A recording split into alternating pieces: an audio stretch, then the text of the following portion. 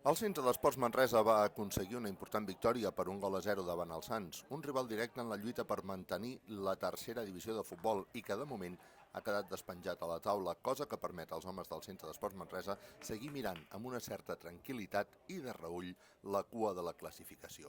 Els jugadors del Centre d'Esports Manresa van demostrar una vegada més el seu compromís amb l'entitat. Després de 2 mesos sense cobrar, han decidit donar crèdit a la nova junta gestora que gestionarà el club per evitar el buit de poder. Els jugadors han acceptat la situació i han decidit que seguiran competint al màxim per poder salvar la categoria.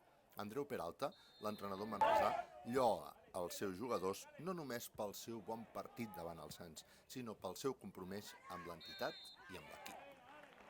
Hi ha molt bona gent en aquest vestuari, com a persones, a nivell de treballadors, humilitat, de feina, tot això no falta, en sobra, i donem oportunitats a tothom, a tothom. O sigui, si jo no tingués aquest vestuari potser estaria en una altra situació.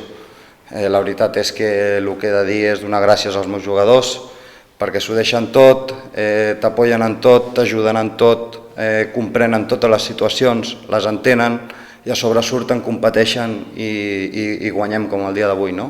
A la primera part el Manresa va patir per mantenir la porteria a 0 davant els barcelonins, però a la segona el Manresa va ser superior. Després de la marxa d'alguns jugadors en el mercat d'hivern, el Manresa ha recuperat gent de la comarca que ha apostat per jugar a Manresa. Fins i tot va fer debutar un jugador de l'equip juvenil.